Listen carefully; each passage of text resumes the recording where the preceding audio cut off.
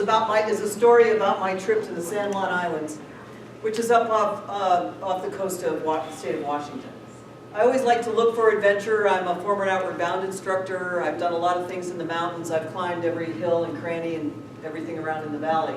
But the San Juan Islands, if you don't know exactly where they are, takes an air flight from Denver to Seattle, and then about a 2-hour shuttle from Seattle up to Anacortes, and then about a 45-minute to an hour ferry ride across the ocean to the San Juan Island. Those are some fast 15 seconds.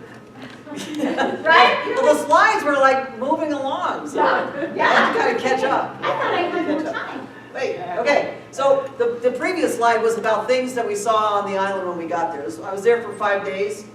I see things that I can't do, and I see things that I can. And that fast slide that you just saw were the one accessible bathroom that I found, and I'm always like, yeah, there's something my wheelchair can get in. And then there's this accessible campsite that you can have if nobody else gets there before you, if you're in a wheelchair.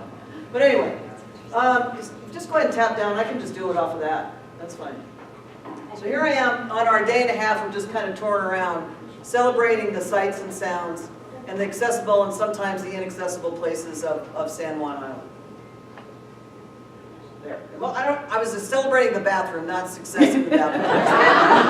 So some of the other things we got to see were this 1888 lighthouse that was one of the guides to help other seafarers on the ocean as they come into the islands. Another thing we saw was these fields of lavender. Purple and blue. And then my friend Sharon is always really good at making friends. When we went to the alpaca farm, she made a really good friend right there. There's that field of lavender, right? The Palandaba Lavender Farm. It smells like lavender. Like you can't get away from the smell of lavender. Just go ahead and tap down or whatever. Okay, so the real reason why I'm there is to do a 3-day sea kayak trip. So we have 8 people, 6 boats, and 1 big ocean. And the first day we're preparing the boats, we're packing our equipment, we're getting things ready. Okay. What I do on kayak trips is I usually get myself in the boat first, because even though I use a wheelchair, I can use crutches. So I get down into the boat, I sit there, I wait, I work on my patience. A lot of people pay a therapist to work on their patience. I just do this. I do life in a wheelchair. So the others, It's coming back. It's coming back. getting ready to take off, and here's the big ocean. There we go, setting out for our paddle. So we have the 6 boats. We have a few doubles, we have a few singles, and we take off. So we've got all of our camping gear for 3 days, for 3 nights and 3 days. We take off. I don't know if is it timing or are you hitting it? Oh, good. Okay. So we're still paddling. Big ocean, blue water.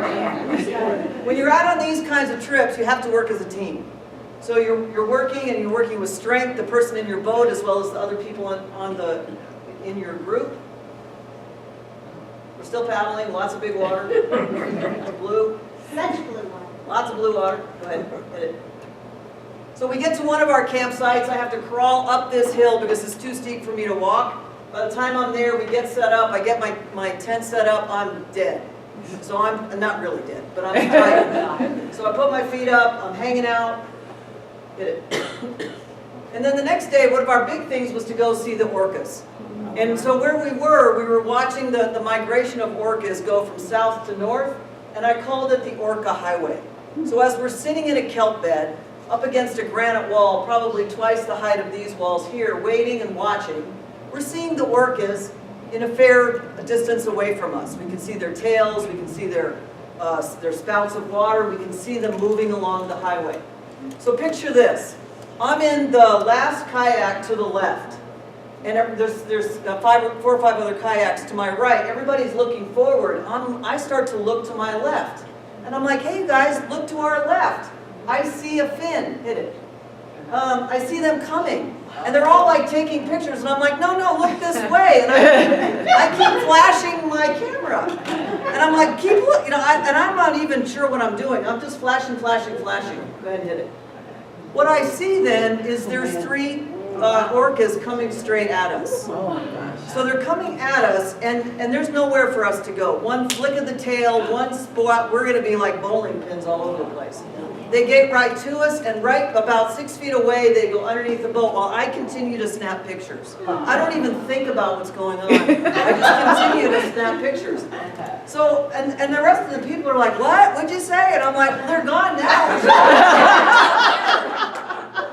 So, what this is about is I learned the orcas are big, they're strong, they're curious, and they want to, and they know when to dive, thank God. They're really good for that.